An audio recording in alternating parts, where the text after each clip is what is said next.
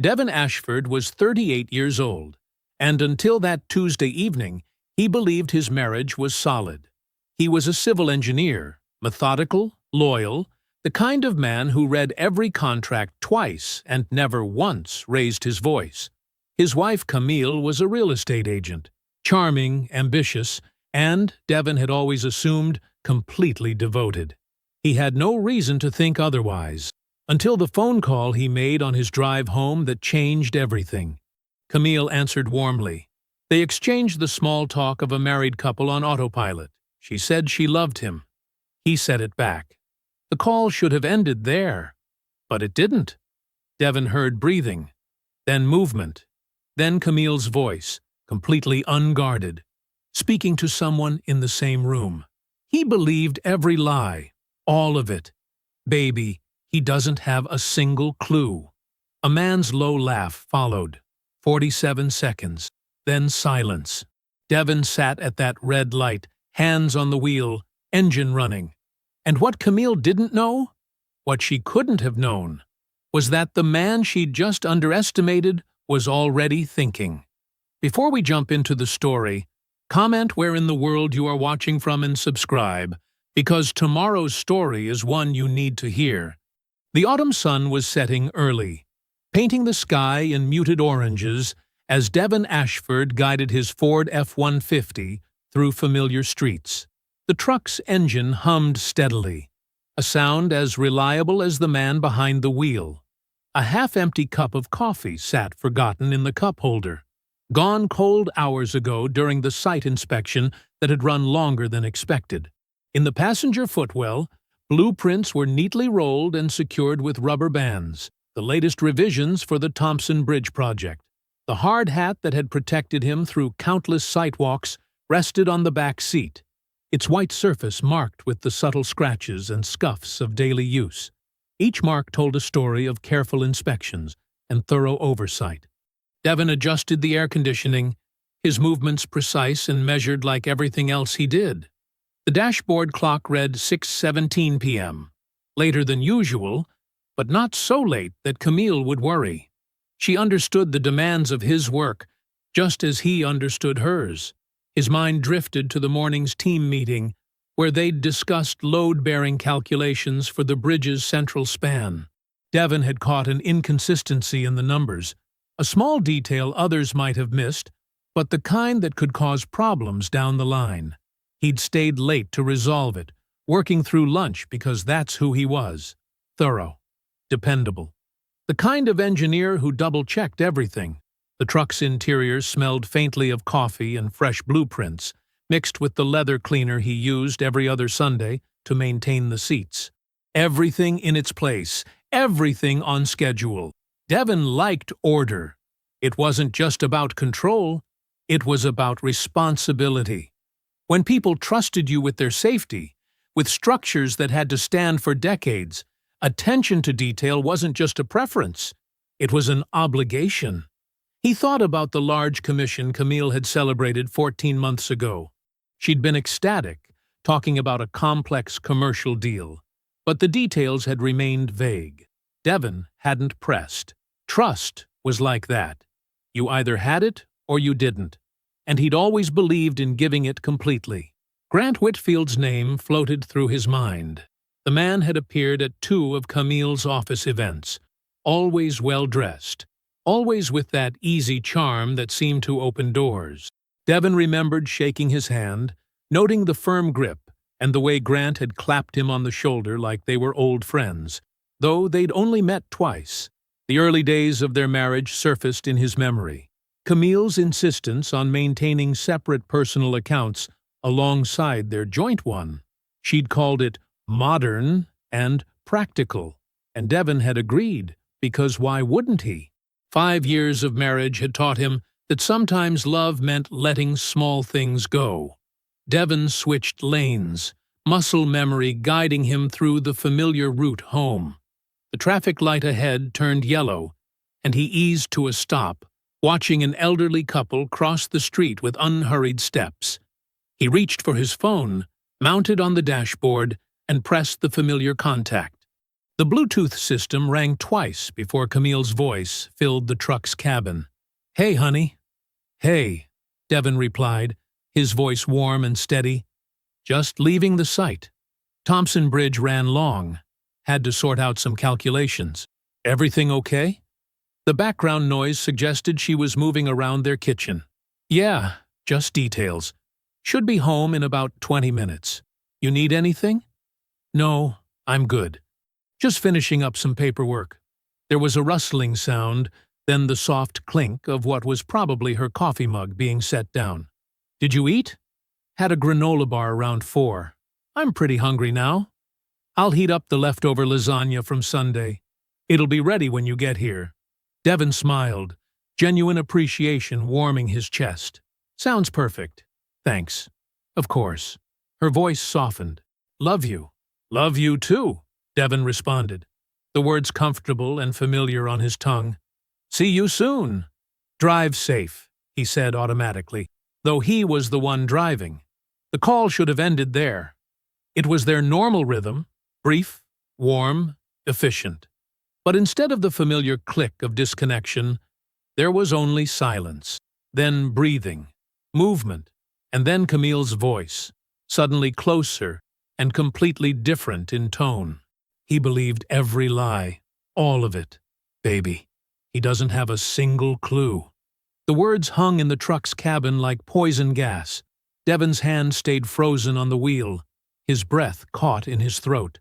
Through the still open line, he could hear movement, soft, intimate sounds of people who thought they were alone.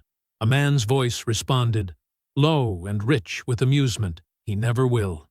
Laughter followed. Camille's laugh, but not the one Devon knew. This was different. Stripped of the warmth she used with him, raw with a cruel kind of joy he'd never heard before.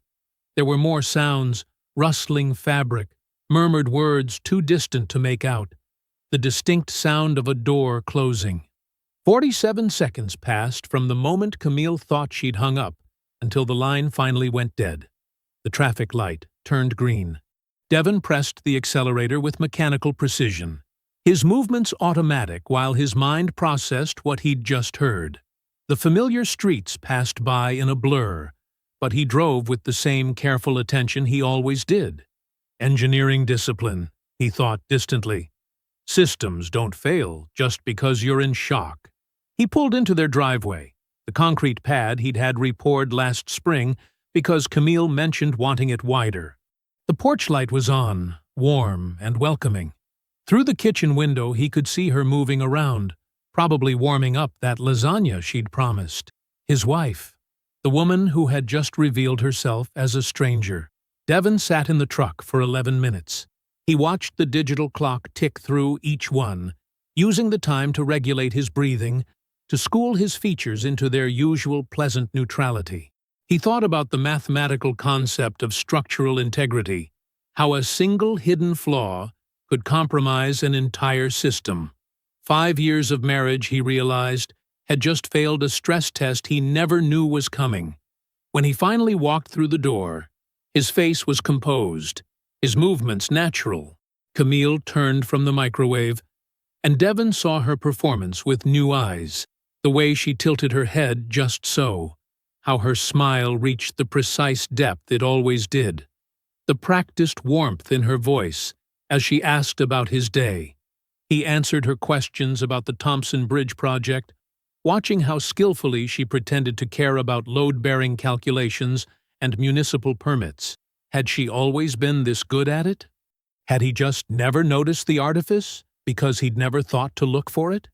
They ate dinner across from each other at their kitchen island, the one she'd insisted on during the remodel, the one he'd paid for without question, because she said it would add value to the house. Devon cut his lasagna into careful bites and studied his wife like a blueprint being reviewed for flaws. Every gesture, every word became evidence. The way she touched his arm while asking about weekend plans, how she mentioned a client meeting tomorrow. Was that with Grant?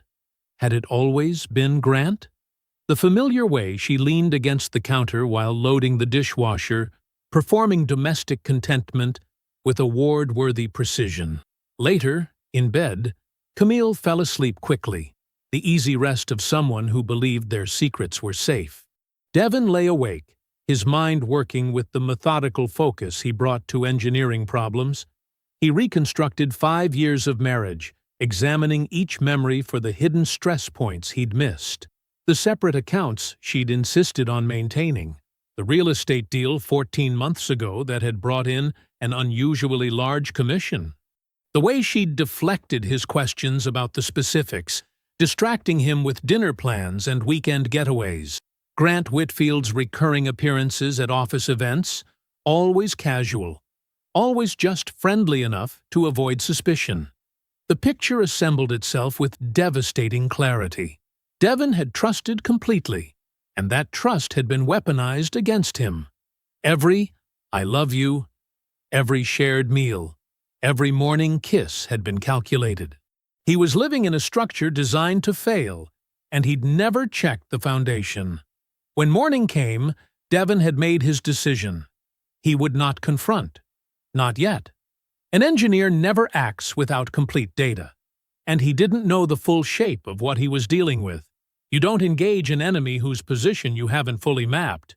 You don't start a war until you understand the battlefield. He showered, dressed, and walked into their kitchen with the same routine he'd maintained for 5 years. Camille was at the coffee maker, pouring his travel mug the way she did every morning. He kissed her cheek, accepted the mug, told her to have a good day. She smiled. That perfect, practiced smile. Devon walked to his truck and did not look back. Devon's office door clicked shut behind him with quiet finality. Morning sun slanted through the blinds, casting striped shadows across his desk, where a fresh yellow legal pad waited. He uncapped his pen and wrote a single line at the top. What exactly did I sign? The question stared back at him, demanding answers. Devon pulled out his phone and scrolled through his contacts until he found Audra Mills. She picked up on the third ring. "Devon? Everything okay? I need to ask you something hypothetical," he said, keeping his voice steady. "Can we meet for lunch? Corner Cafe at noon?" "Perfect. Thanks, Audra." Before lunch, Devon made 2 other calls. The first was to a security shop downtown where he ordered a voice-activated recorder small enough to fit inside a speaker base. The second was to Best Buy, confirming they had bookshelf speakers in stock. He spent the morning reviewing project specs, his mind split between load calculations and the weight of what he'd discovered. Every so often, his eyes would drift to the legal pad, to that single question that now felt like the beginning of an investigation he never wanted to conduct. At 11:30, he drove to the address he'd found for Grant Whitfield's firm. The building was glass and steel, 12 stories of professional offices with reserved parking underneath. Devon circled the lot slowly, noting the black Audi S5 parked in spot 23B. He remembered Camille mentioning it months ago. "Oh, that's just a client's car." The lie felt different now, viewed through the lens of yesterday's revelation. Audra was already at Corner Cafe when Devon arrived, a stack of folders beside her iced tea. She studied his face as he sat down, her expression careful. "So," she said, "hypothetical questions?" Devon leaned forward. "If someone wanted to move marital assets through a real estate transaction without their spouse knowing, how would they do it?" Audra's eyebrows rose slightly, but she didn't ask the obvious follow-up questions. Instead, she opened one of her folders. There are several mechanisms. The most common involves creating an LLC as a holding company, then routing transactions through that entity. It's legal, but it can be used to obscure ownership and transfer of assets. How would you trace something like that? I'd start with property records, cross-reference with LLC filings, follow the money backward. She paused. "Do you want me to look into something specific?" Devon met her eyes. "Yes, but I need absolute discretion." "You have it." She pushed a notepad toward him. "Write down what you need me to find." After lunch, Devon stopped at Best Buy. He purchased a new bookshelf speaker system carefully opening the package in his truck to install the recorder in the base before resealing it. The installation at home took less than 15 minutes. "The old one was buzzing," he told Camille as he replaced the speaker. "This should sound better." She smiled, touching his shoulder as she passed. Always fixing things. 2 days passed. Devon maintained his routine: work, dinner, evening television with Camille curled against him on the couch. But now he noticed things. The way she checked her phone when she thought he wasn't looking. How she took calls in the other room. The careful performance of contentment. On the third morning, while reviewing the recorder's feed, he heard it. He was supposed to be in the shower, and he had been, until the water went cold and he stepped out early. Standing in the hallway in his towel, he heard Camille's voice through the speaker. "He signed the refinance paperwork without reading the full rider," she was saying, her tone light with amusement. "You should have seen it, Grant. He just trusted me completely. That's always been the problem with him. He's too good." Devon stood perfectly still, water dripping from his hair onto the hardwood floor. The conversation continued for another 3 minutes. Nothing explicitly incriminating, but the familiarity in their tone was unmistakable. When it ended, he waited 5 more minutes before walking into the living room, perfectly composed. That evening, after Camille had gone to bed, Devon sat at his desk with the legal pad. Beneath his first question, he wrote another. Who else is involved? The corner cafe hummed with lunch rush conversation as Devon slid into the booth across from Audra. Without a word, he placed the refinance document on the table between them. Audra picked it up, her dark-rimmed reading glasses perched precisely on her nose as she began to scan. Devon watched her face. In 15 years of working together, he'd seen Audra review hundreds of financial documents. Her expression normally remained neutral, professional, a mask of analytical detachment. But 40 seconds into reading the refinance rider, something changed. Her eyebrows drew together slightly. She flipped back a page, then forward again. "Devon," she said quietly, "when did you sign this?" 12 days ago. "Why?" Audra laid the document flat, pointing to a specific paragraph. "This is what we call a modified equity transfer clause. It's buried in standard refinancing language, but there's nothing standard about it." She traced the text with her pen. "If your wife files for divorce within 90 days of signing and invokes this rider, approximately 60% of your home's equity transfers to a separate investment vehicle." Devon felt his coffee go cold in his hands. "What kind of vehicle?" "That's what I spent yesterday afternoon finding out." Audra reached into her leather portfolio and extracted a stack of papers. "The vehicle is an LLC registered in Louisiana. 2 members listed, Camille Ashford and Grant Whitfield Enterprises." She laid out the documentation. "The LLC was formed 14 months ago, Devon, 3 weeks after your promotion to senior project manager." The timing hit Devon like a physical blow. 3 weeks after his salary had jumped 30%. 3 weeks after he'd told Camille they could finally afford the kitchen renovation she'd wanted. It hadn't been impulsive. It hadn't been emotional. It had been constructed. "How much equity are we talking about?" His voice stayed level. Audra consulted another page. "Based on current market value and your mortgage balance, roughly $287,000. Devon nodded slowly, processing. "And the window closes in?" 78 days from signing." Audra leaned forward. "Devon, this isn't just about the house.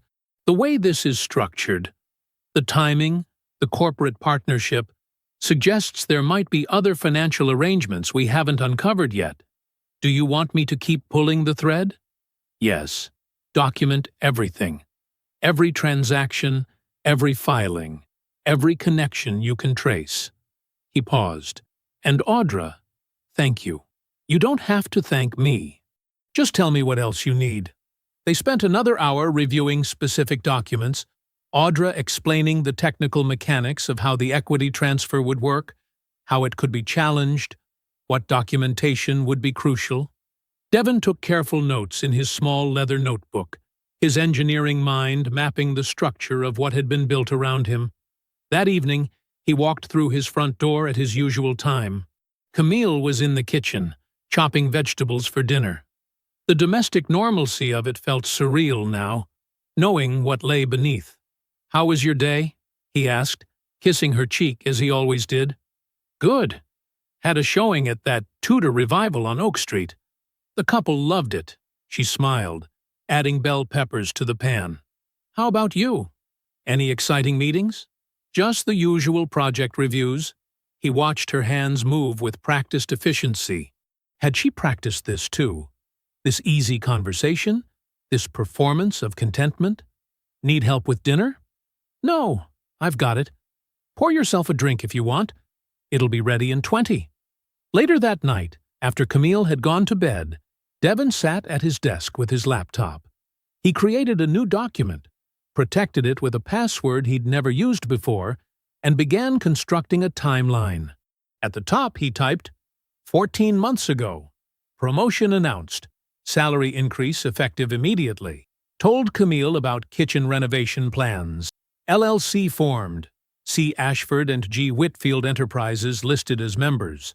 He stared at the screen, the cursor blinking after each entry, like a metronome counting beats in a song he was only now learning to hear.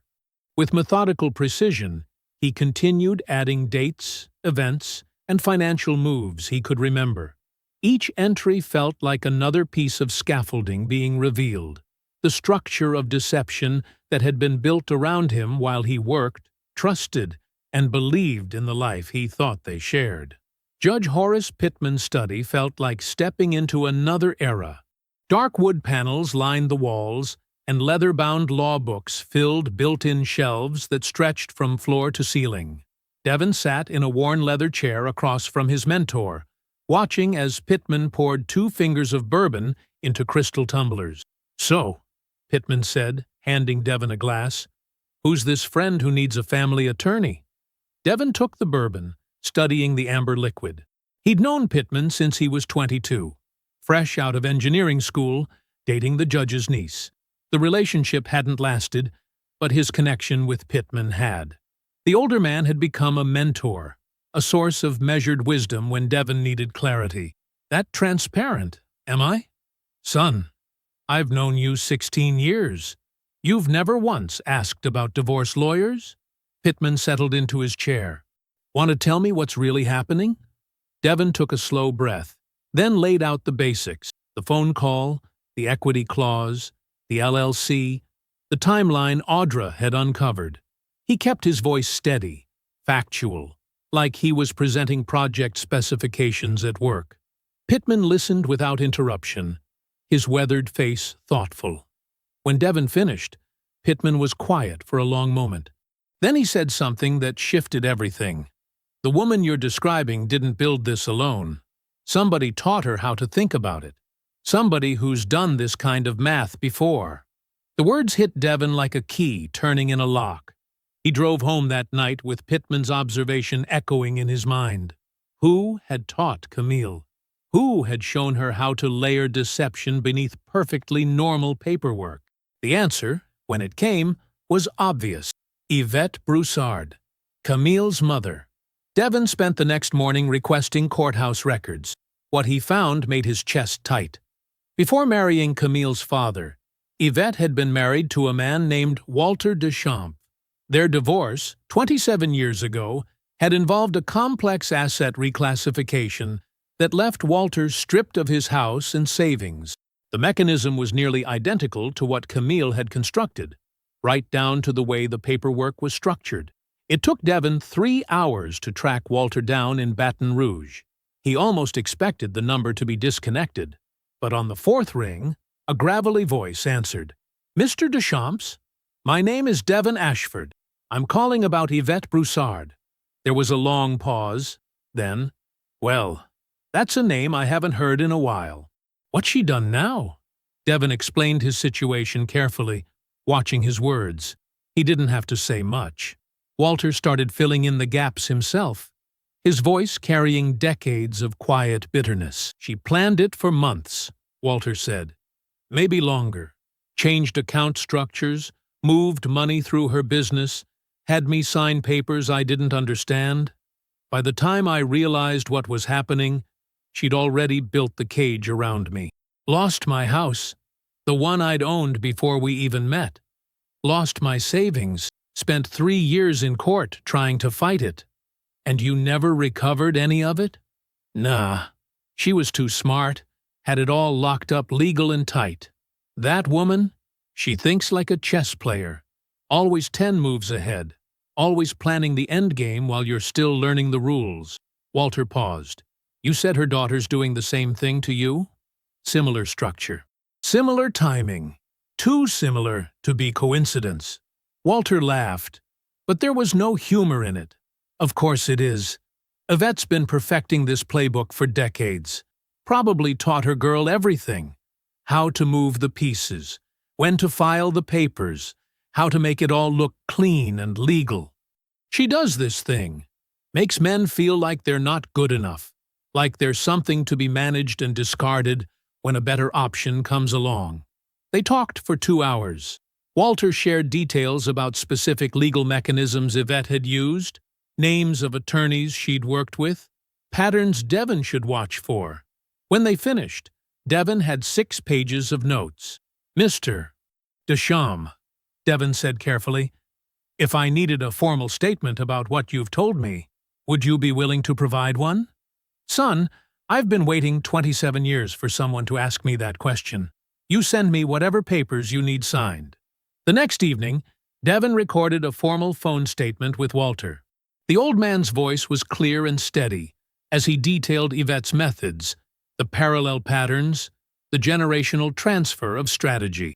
Devon saved the audio file in 3 different secure locations. Then he opened his timeline document and added a new entry at the top. Yvette Broussard, original architect. First marriage to Walter Deschamps. Developed asset reclassification strategy. Pattern repeated with Camille. Confirmation recorded and archived. The suggestion came over Friday morning coffee, Camille's voice warm and casual. What if we got away this weekend? Just us. That little beach cottage in Gulf Shores is available. Devon looked up from his newspaper, studying his wife's face. She was smiling. That particular smile he'd seen countless times before, but now recognized as performance.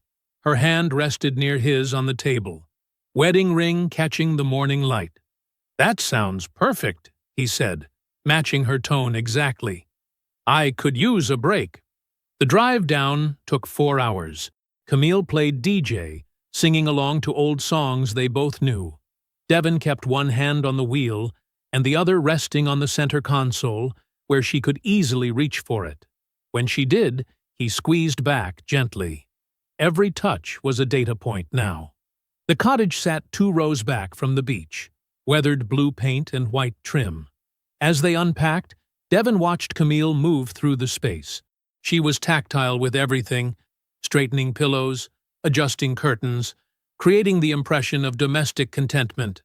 But her phone never left her pocket, and when it buzzed, she always stepped onto the deck to check it. That first evening, they walked on the beach at sunset. Camille wore a light sweater against the October breeze, her hair catching gold in the fading light. She pointed out shells, laughed at the way the foam chased their feet, and told stories about childhood trips to this same stretch of coast. Devon listened carefully, noting how she wove truth and fiction, because he knew now that's what she was doing. The real memories were there, but they were scaffolding for something else. Back at the cottage, while Camille showered, Devon sat on the bed with his phone. Their shared calendar app was still synced, something she'd apparently forgotten to change. He scrolled back through months of entries, and there it was. Every Thursday, 11 a.m. to 2 p.m. Client showing, Whitfield portfolio. The same block, the same label, stretching back 11 months. Devon took screenshots, careful to capture the recurring pattern. He saved them to his secure folder, then cleared his browser history. When Camille emerged from the shower, he was reading a novel he'd brought along. "What chapter are you on?" she asked, toweling her hair. "Just started," he said, which wasn't a lie. He hadn't absorbed a single word. Saturday brought perfect weather. They had breakfast at a local cafe, where Camille touched his hand across the table and talked about future trips they should take. Devon watched the subtle tells, the way her eyes flickered when mentioning plans beyond the next few months, the slight tension in her smile when he mentioned hosting Christmas at their house. On the beach, they found a quiet spot away from other couples. Camille leaned back against him, and Devon wrapped his arms around her waist. She was playing her role flawlessly, the devoted wife reconnecting with her husband. He wondered if she'd practiced this too, if there was a script in her head for every gesture. "This is nice," she said, watching the waves. "Just us." "It is," he agreed, and felt her relax further, interpreting his response as validation of her performance. That afternoon, while he was supposedly napping, Devon heard her on the deck again. Her voice was too low to make out words, but he recognized the tone, the same one from those 47 seconds in the car. He lay still, counting her pacing footsteps, noting the duration of the call. Sunday morning, as they packed to leave, Camille was especially attentive. She made coffee exactly how he liked it, touched his shoulder as she passed, created small moments of intimacy that would have meant everything 3 weeks ago. "I'm really glad we did this," she said, as they loaded the car. "It reminded me how much I value us." Devon pulled her close, kissed her forehead. "I feel exactly the same way." They drove home with the windows down, the Gulf air following them inland. Camille fell asleep against the passenger window. Devon drove in silence, one hand steady on the wheel, watching the highway unroll ahead. Back home, they unpacked separately. Camille sorting laundry downstairs while Devon handled their toiletries and overnight bags upstairs. Once she was asleep, he sat on his side of the bed, opened his laptop, and added the calendar screenshots to his growing documentation. The file was becoming substantial now, each piece fitting together like the infrastructure plans he reviewed at work. Devon pulled into Terrence's driveway at 6:45 a.m., early enough that his brother would be on his first cup of coffee, but not yet headed to the gym. The modest brick ranch house sat quiet in the morning light, American flag hanging still in the windless dawn. Terrence opened the door before Devon could knock. At 52, he still maintained his military bearing. Crew cut gone silver, shoulders squared, eyes alert. He took one look at Devon's face and stepped back. "Kitchen," he said. "Coffee's fresh." Devon followed him through the familiar house, past framed service photos and the boxing medals Terrence had won during his Army years. The kitchen was pure bachelor efficiency. Clean counters, basic appliances, everything in its place. Just like Terrence himself. They sat at the small table by the window. Terrence poured 2 cups of black coffee and waited. "I need to tell you something," Devon said, "and I need you to hear all of it before you react." For the next 20 minutes, Devon laid it out chronologically. The forgotten phone call, the equity clause, the LLC documentation, Yvette's history, the calendar entries. With each detail, he watched his brother's jaw tighten, watched the soldier's discipline warring with the older brother's protective instinct. When Devon finished, Terrence stood abruptly. His coffee cup rattled against the saucer. "I'm going to break that man's jaw," he said flatly. "Grant, whatever the hell, he's dead." "No," Devon said. "You're not." "The hell I'm not. He's been sleeping with your wife, stealing from you." "Sit down, Terrence." Something in Devon's tone, the quiet authority of it, made Terrence pause. He lowered himself back into his chair, hands flat on the table. "You hit him, she wins," Devon said. "You show up at his office, she wins. You do anything that makes me look unhinged, she wins. That's what this whole thing is designed to do. It's a trap built on the assumption that I'll react exactly the way you want to right now. So what? We just let them. There's more." Devon pulled out his phone, opened his secure folder. Audra found something yesterday. This isn't just about the marriage anymore.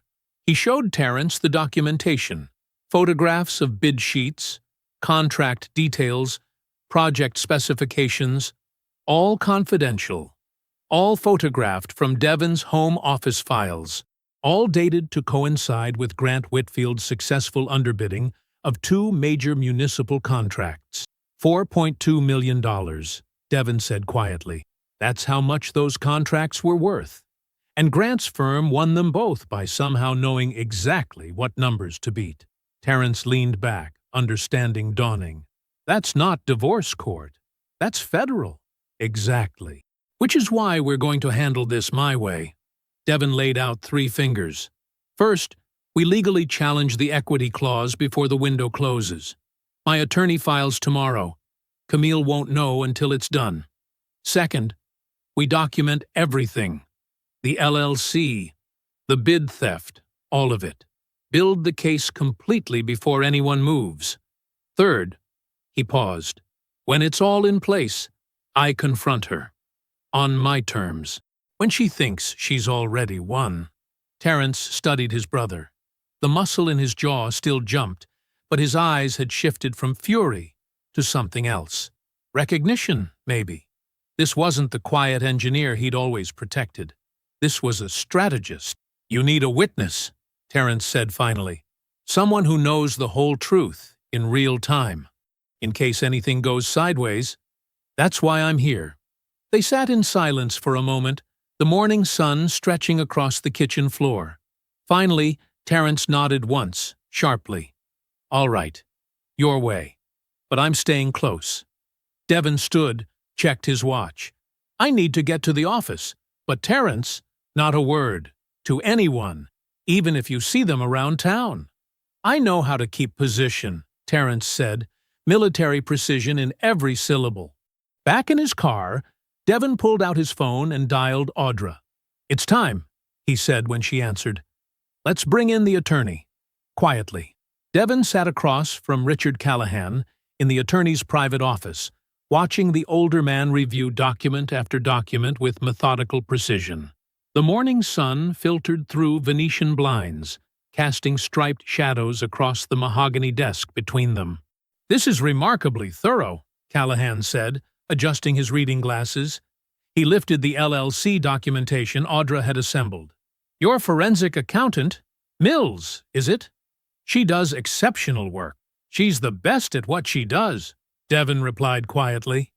Callahan nodded, spreading out the timeline. 14 months of documented activity. The LLC formation coinciding with your promotion. The equity transfer clause buried in the refinance documentation. He paused at Walter's recorded statement transcript. And this is particularly compelling. Previous pattern of behavior, established methodology. Devon watched the attorney work, noting how he organized everything into precise categories. It reminded him of his own engineering mindset. Systems within systems, every component analyzed for structural integrity. The bid information, Callahan said, tapping that folder, that's beyond my purview, but it provides significant leverage. He looked up at Devon. You understand that once we file the challenge to the refinance rider, things will move quickly. We can do it quietly, but your wife will be notified eventually through official channels. I understand, but we need to file before the 90-day window closes. Agreed. I'll have it ready today. The non-disclosure argument is solid. Burying a clause like this in 47 pages without explicit discussion is textbook predatory. Callahan made a note. And you're certain about the anonymous tip to your firm's counsel? It needs to happen simultaneously, Devon said. The pressure has to come from multiple directions. Later that morning, Devon sat in his home office, laptop open to his work email. At 10:43 a.m., he heard Camille's car start in the driveway. Through the window, he watched her reverse out at 10:45 a.m., right on schedule for her standing Thursday appointment. He documented the timestamp, then opened his secure folder and reviewed the calendar entries again. 11 months of Thursdays, all marked client showing, Whitfield portfolio. Each one a carefully maintained lie. At 11:03 a.m., an email arrived from the firm's general counsel. Confidential. Internal security review. Bid process documentation. Devon allowed himself a small smile. The anonymous tip had landed. The house sat quiet around him as he worked, responding to routine emails, participating in video calls, maintaining the appearance of normalcy. At 2:20 p.m., Camille's car pulled back into the driveway. Devon documented the timestamp. She came inside humming, dropped her keys in the bowl by the door. "Oh, I didn't know you were working from home today. Had some calls I needed quiet for," Devon said, not looking up from his screen. "Good showing?" Promising buyers." She paused in his office doorway. "Actually, can we talk later? After dinner, maybe?" Devon nodded, still focused on his laptop. "Of course." The evening unfolded with practiced domesticity. They ate dinner, chicken pasta Camille had prepared, her specialty. She seemed distracted, checking her phone more than usual. Devon noticed her hands trembled slightly as she cleared the dishes. Finally, at 7:45 p.m., she sat him down in the living room, the same room where she'd forgotten to end that call. 47 seconds that had changed everything. "Devon," she began, her voice careful, rehearsed, "I need to tell you something. I've been struggling for a while now." She twisted her wedding ring. "I feel like we've grown apart. Like we want different things." He watched her perform grief with practiced precision. Every pause, every pained expression, she had practiced this, probably in front of her mirror. "I've been thinking about this for a long time," she continued, "and I've consulted an attorney just to understand our options." She reached into her bag and withdrew a document folder. "This is a separation agreement. I think it's best if we consider this, for both of us." Devon accepted the folder, opened it slowly. He read through the pages, recognizing the language Audra had warned him about. There, in Section 7.3, the equity clause activation was embedded exactly as predicted. He set the document on the coffee table between them, looked at his wife of 5 years, this woman who thought she had orchestrated everything perfectly, who believed he would never see the full picture. "Before we go any further," he said calmly, "I want to make sure we're both being completely honest." He opened his laptop. Devon turned the laptop toward Camille, his movements precise and unhurried. The screen's blue light cast shadows across her face as she leaned forward, confusion flickering in her eyes. "First," he said quietly, "there's this." He clicked play on an audio file. Her own voice filled the room. He signed without reading the writer. "Just like you said he would." A pause, then laughter. "He trusts me completely." Camille's face drained of color. Her fingers gripped the edge of the coffee table, knuckles white against the dark wood. Devon watched her process the impossible. Her own voice, her own words, her own betrayal echoing back at her. "That's from our living room," he continued, voice steady. 3 days ago." He opened another file. "But let's start at the beginning. 14 months ago, to be exact." He turned the screen slightly, showing her the LLC documentation. There it was in clean black text, her name beside Grant Whitfield Enterprises. Her eyes darted across the page, searching for an explanation that didn't exist. "The timing is interesting," Devon said. 3 weeks after my promotion. The same week you started insisting we keep our finances more flexible." He scrolled through Audra's meticulously assembled timeline. Bank transfers, property records, meeting dates. Every transaction. Every shell company. Every connection. Camille opened her mouth, closed it. Her carefully constructed script had no lines for this moment. But here's what really caught my attention. Devon opened another audio file. Walter's voice, aged but clear. "Yvette walked me through the same thing back in '92. Asset reclassification through real estate holdings. Equity transfer riders buried in refinance paperwork. She called it her insurance policy. My mother has nothing, Camille started. Your mother has everything to do with this. Devon cut in, still calm. She gave you the playbook, the same one she used on Walter. He pulled up the legal filing. This was submitted this morning, challenging the equity rider as a predatory non-disclosure. My attorney was particularly interested in the pattern of behavior. Camille's breathing had become shallow. The performance of grief she'd prepared was crumbling, replaced by genuine panic. Her eyes kept returning to the laptop screen, as if hoping the evidence would somehow vanish. But that's not the most serious issue, Devon said. He opened the final folder. These are photographs of my firm's bid documentation, confidential contract details, pricing structures, timeline commitments. He scrolled through them slowly. And these are Grant's subsequent bids, coming in just under our numbers every time. 2 municipal contracts, $4.2 million total value. He looked at her directly. That last item isn't a divorce matter.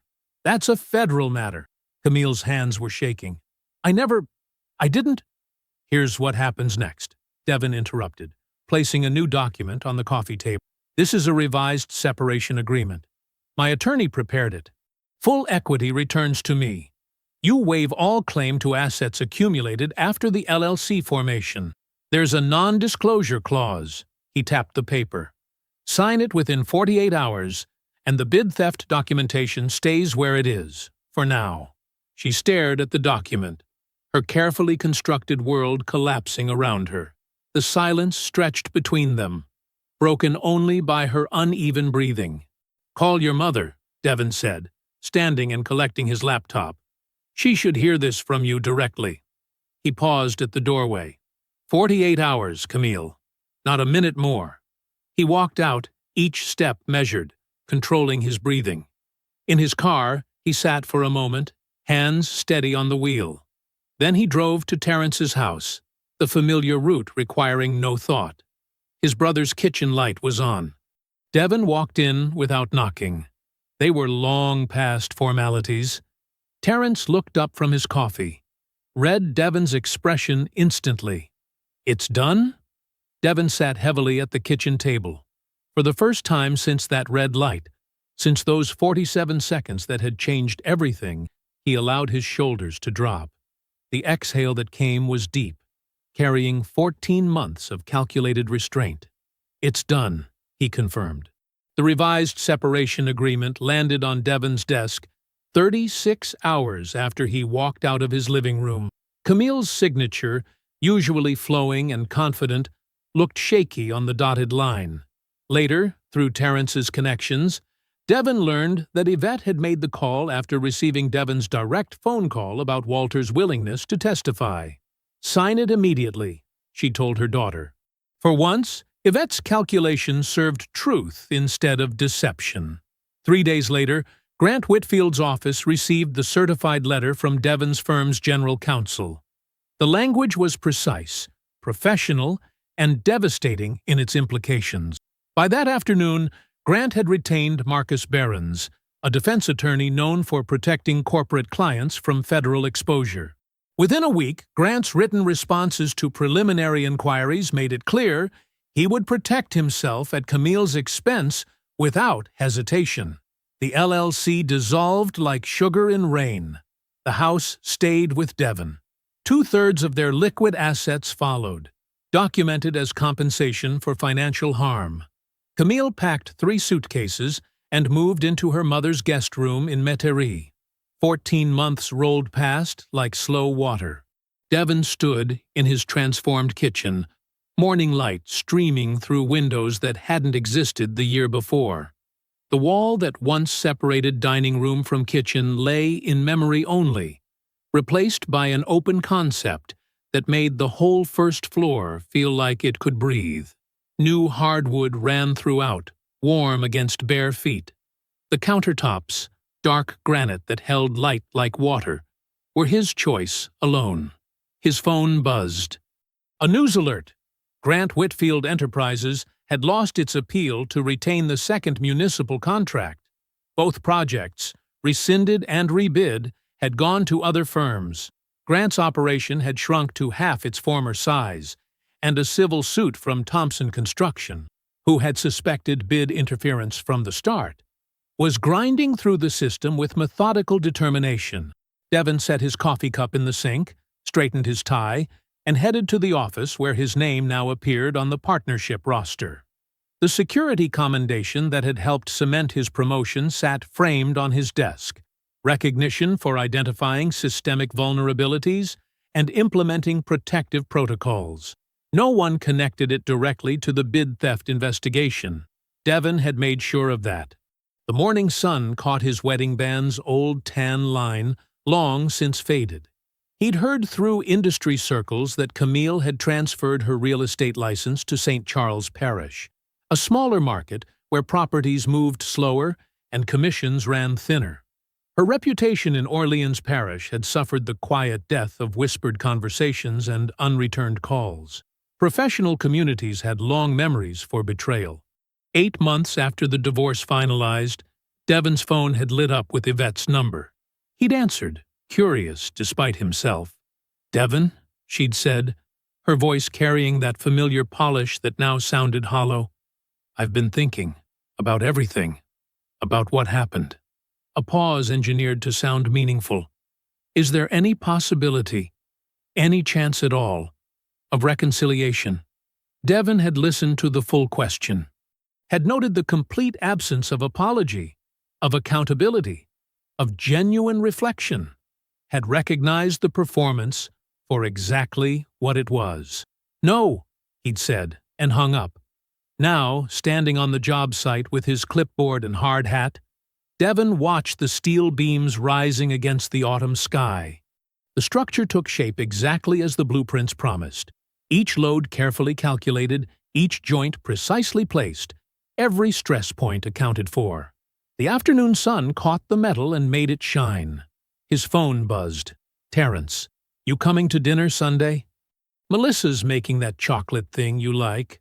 Devon smiled, typed back, "Wouldn't miss it." Looking up at the building again, he understood what quiet really meant. Not the absence of sound, but the presence of peace. Everything held because someone had done the math first, had understood the forces at play, had built accordingly. He adjusted his hard hat, tucked his phone away, and walked toward the site supervisor who was waving him over. "I hope you enjoyed that one. Be sure to like the video and subscribe so you don't miss the next story. I've picked out 2 more for you that I think you'll really like."